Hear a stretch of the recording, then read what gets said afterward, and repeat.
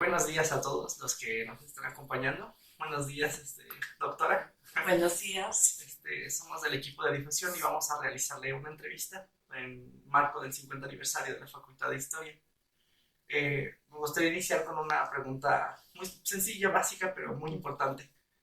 ¿Por qué historia? ¿Por qué se dedicó a la historia? Bueno, es una pregunta también muy importante para mí, que yo fui perfilándome desde la secundaria, desde muy pequeña, por la lectura, por empezar a escribir algunos cuentos. Me encantaba mucho la clase que más disfrutaba, era la de mi profesora de historia, entonces realmente tuve una influencia muy positiva, tanto por un interés propio como por una excelente profesora que tuve en la secundaria, que después se reafirmó en la preparatoria con la maestra Naborina Colín, quien fue la que ya realmente me convenció de esa pasión de explicar los procesos históricos, pero llevándolos hasta el presente, a la realidad. Entonces, conocer la historia para entender el presente. Menciona a la importancia de los profesores en su gusto por la historia. ¿Cómo usted aborda la docencia histórica? En, en el caso de mi labor como docente, mayormente la he desarrollado en el ámbito del posgrado. En el ámbito del posgrado yo ingresé a la universidad en 1990. Anteriormente había sido profesora de bachillerato de una universidad privada, particular, y también ahí me,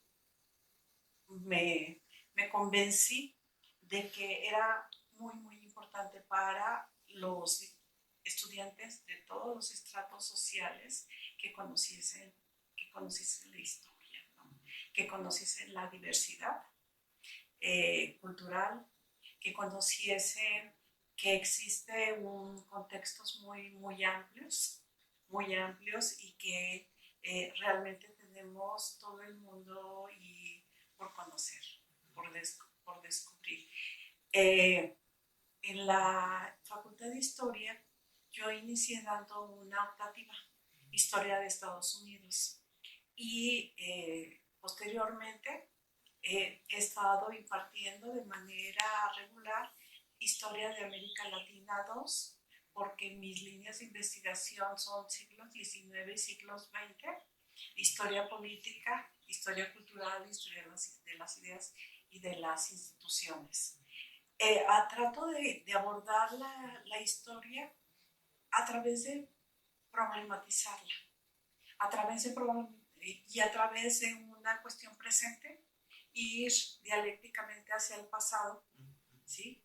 Y del pasado otra vez hacia el presente, como que se vea esa interconexión, ese diálogo pasado-presente, porque si no creo que queda como un desfase, queda un desfase, y ese es como el desafío que siempre que me propongo.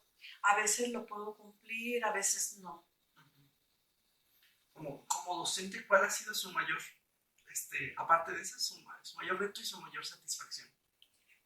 Creo que mi mayor reto fue ser docente con los estudiantes del nivel bachillerato, eh, porque implicaba un acercamiento y el uso de un lenguaje y unas técnicas de enseñanza muy visuales, muy directas, eh, muy claras, y concluir la sesión temática con alguna pregunta y para ir cerrando el tema y sobre todo captar su atención.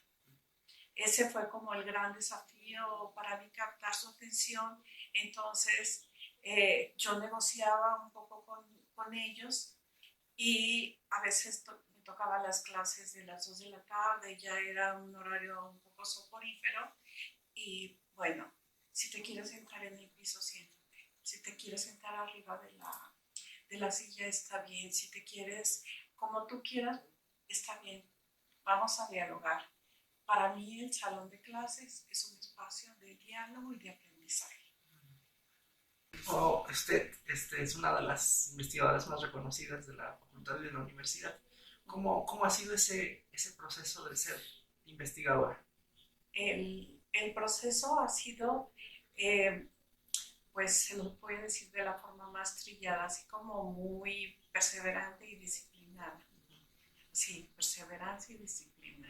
Y cuando de la investigación no encuentro los documentos que estoy haciendo, de la investigación del proyecto que estoy haciendo, busco por otro lado, busco por otro. Entonces es un poquito como perseverar y ser creativa y por medio de la deducción y de la confrontación ir avanzando, ¿no? Y buscando más fuentes de investigación, más archivos. Entonces, esa es una parte, ¿no? De la dedicación y el compromiso y el terminar. Para mí, tengo que terminar ese trabajo. Porque si no, no puedo iniciar otro. Si estoy como con la incertidumbre y un poquito la insatisfacción. Y ha sido un proceso que muy rico el de llevar a cabo la investigación. ¿Por qué? Porque estoy en un instituto donde el trabajo es, digamos, es un poco solitario. Para algunas personas no les puede resultar bien, pero para otras estás trabajando y produciendo artículos, capítulos de libro, coordinando proyectos, estás participando en redes. Es una vida muy rica y eso mismo, después de que tú publicas un libro, te invitan de otros lugares. ¿Quieres colaborar? Y es como un encadenamiento. Y así me fueron. Mi primer libro salió en 1984. Entonces, si se fijan, ya fue recién egresada de la facultad. Ya es como una trayectoria muy larga, ¿no? Ya son muchísimos años de trabajo y mantengo muy buenas relaciones y colaboraciones con gente donde estudié mi doctorado en la UNAM, con gente del extranjero también, formó parte de redes de trabajo sobre estudios latinoamericanos. Entonces, todo eso, ese trabajo y esas colaboraciones y redes y las publicaciones junto con la formación de recursos humanos, porque me encanta trabajar con los estudiantes y irlos viendo, me engolosino y me da mucha satisfacción ver que van avanzando y que van descubriendo cosas nuevas. Y tengo bastantes estudiantes ya formados en nivel licenciatura, maestría y doctorado. Todo eso ha sido lo que me ha promovido, me promovió como investigadora a nivel 3. Uh-huh. Sí. Dentro de la investigación, ¿cómo usted se acercó a sus líneas? ¿Cómo le llamó la atención especialmente esas líneas? La primera línea de investigación fue historia de la educación. Esa línea de investigación venía y me surgió porque en la biblioteca pública encontré unos folletos sobre la Academia de Niñas. Y dije, la mujer, la educación, cómo la educaban y qué currícula, qué leían, qué estudiaban, qué tipo de educadora se pretendía forjar de la Academia de Niñas. Fue como mi primer acercamiento. Esa primera investigación la presenté en la ponencia, en forma de ponencia, en el Encuentro Nacional de Estudiantes de Historia que organizamos en 1981, cuando era estudiante. Entonces se presentó la ponencia y la educación para mí era y sigue siendo un tema muy importante que debemos seguir como cultivando cultivándolo, ¿no? Siempre a través de la educación, tratar de elevar un poco la humanidad, ¿no? El nivel de humanidad que podamos tener. Y eso fue en la licenciatura.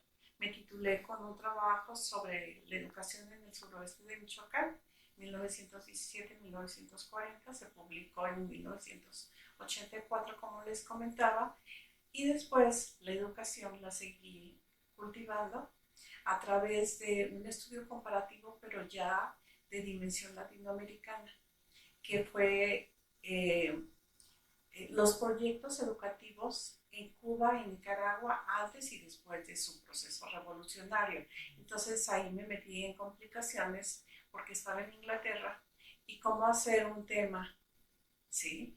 Ideologizado, por supuesto, la revolución cubana y la revolución sandinista, en un país, Inglaterra, ¿sí? Donde decía, bueno, ¿con qué fuentes? ¿Con qué fuentes? Maravillosamente tienen bibliotecas y tienen centros de estudios latinoamericanos importantes y pude consultar documentos que hicieron posible mi tesis de maestría. ¿Sí? Eso fue Cuba y Nicaragua, procesos educativos antes y después de su revolución. Y en ese contexto me percaté de la presencia muy, muy fuerte e influyente de Estados Unidos. Estados Unidos en ambos procesos. Y entonces ya mi gran macroproyecto ha sido historia de Estados Unidos y sus relaciones con América Latina y el Caribe, y de allí no he podido salir porque es una línea de investigación muy rica. Sí.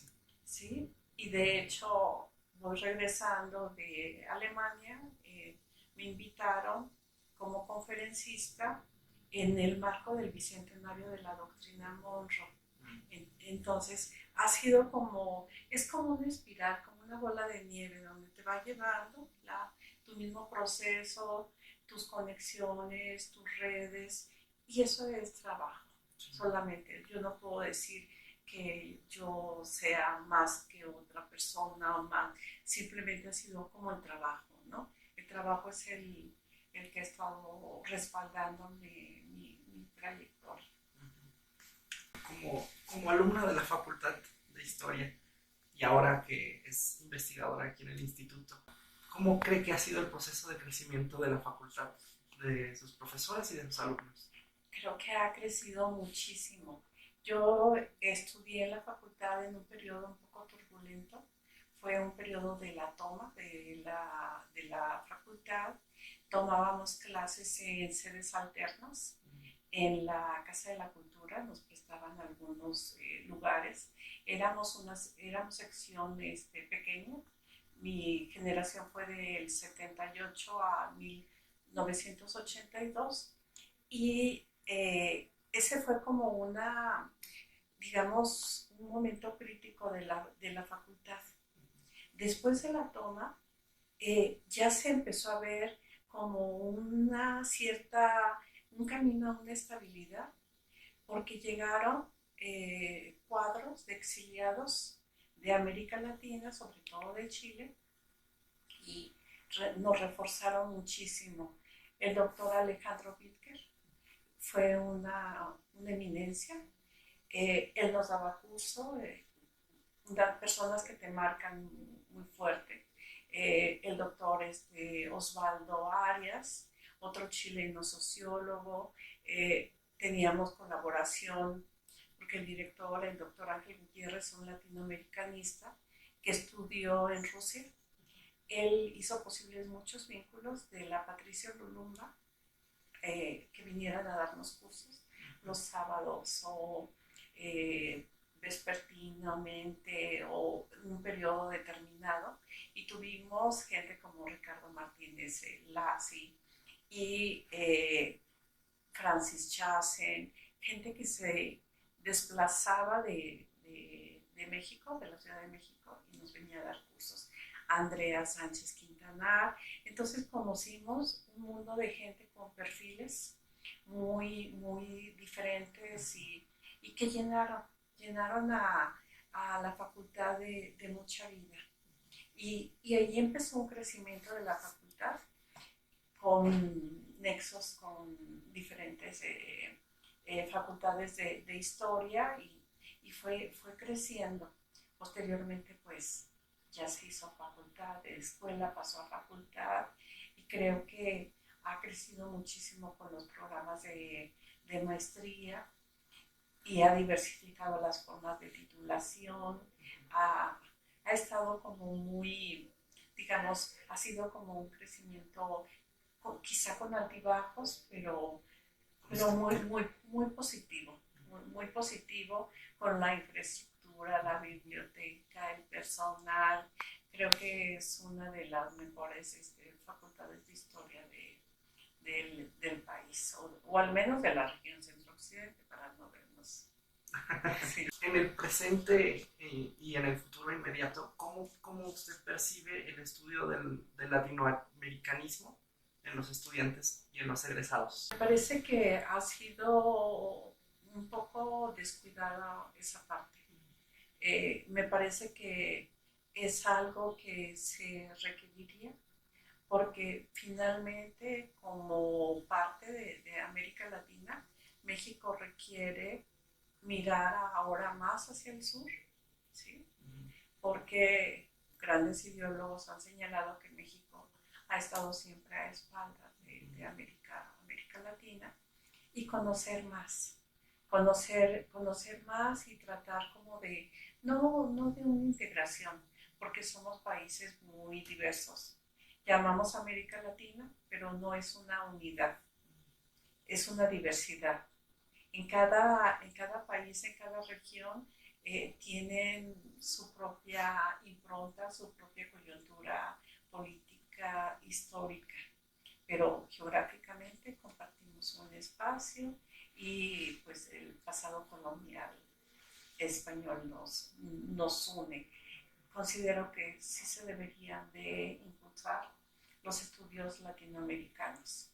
Estuve en Turquía en un congreso y a Turquía le interesa mucho comercialmente, financieramente, como es un país poderoso, invertir en América Latina. Pero para invertir tienes que conocer. Y entonces ellos están allá creando centros de estudios latinoamericanos para conocernos. Y lo impresionante es que en México no tenemos ese crecimiento de centros de estudios latinoamericanos. En Alemania la invitación a lo de Monroe no fue por algo fortuito. Te invitan porque quieren establecer nexos. Alemania es un país de los más fuertes de la Unión Europea y quiere comerciar más con América Latina, y para comerciar y tener un mejor intercambio tienen que conocernos más. Y en ese sentido, Estados Unidos, desde inicios del siglo XX, ha estado conformando centros de estudios latinoamericanos en casi todas las universidades. Lo mismo en Europa. Y dices, bueno, ¿y por qué aquí en la UNAM hay un centro de estudios latinoamericanos, una licenciatura en estudios latinoamericanos, pero no hay en otro espacio, ¿no? Entonces me parece que sería muy pertinente darles esa perspectiva. Sí. Y en los 50 años que justo ya estamos por cumplir, ¿cuáles serían las cosas que usted resaltaría del trabajo de la facultad?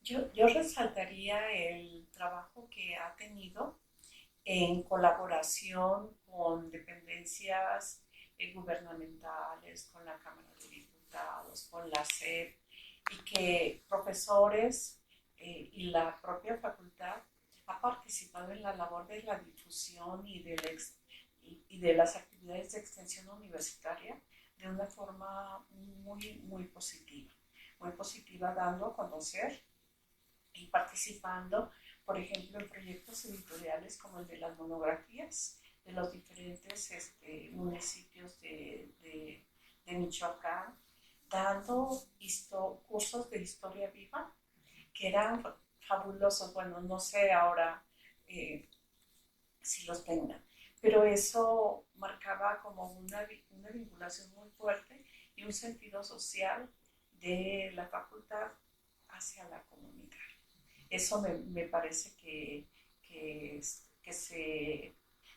ha sido como muy meritorio. La publicación de muchos volúmenes temáticos, de obras colectivas sobre la historia regional, sobre la historia nacional, sobre la historia latinoamericana y caribeña, también ha sido muy, muy positiva. ¿Tiene alguna experiencia en particular que le tenga una buena memoria dentro de los muros de la facultad? ¿Alguna experiencia buena? Creo que es, para mí siempre es como muy grato impartir mi materia, ¿no? Ya le digo mi materia porque es América Latina siglo XIX. Me gusta mucho, ¿sí? Me gusta mucho ir al aula, impartir la sesión, y me gusta mucho verlos, a los estudiantes, cómo están como interesados, ¿no? Y a veces sí llegan a sorprenderlos los comentarios que hacen y las preguntas. Entonces me parece que son muy... esa parte de la relación con los estudiantes me parece como muy gratificante. Y la otra parte que me parece, pues, siempre que lleva uno como de una forma muy grata, pues fue la experiencia estudiantil, ¿no? Porque fue una experiencia estudiantil positiva. Empezó un poquito mal con la toma de la facultad, pero fuimos una generación donde tuvimos los diferentes grados de los compañeros de otros grados, y organizábamos muchísimas actividades. Éramos como un grupo que algunos iban terminando la carrera, como Alejo, Guadalupe, García, que eran líderes así, ¿no? O Lupita era una lideresa fuertísima. Y también estaba en otros grados un poquito más altos, Alfredo, Uribe, Tere Cortés, y todos ellos nos reuníamos. O sea, era una bola, y nosotros de reciente ingreso de primero, y nos reuníamos todos y hacíamos sesiones y comentábamos lecturas, y fueron momentos muy ricos, muy ricos. Los exámenes cuando se iba a titular una persona, era así como la gran noticia.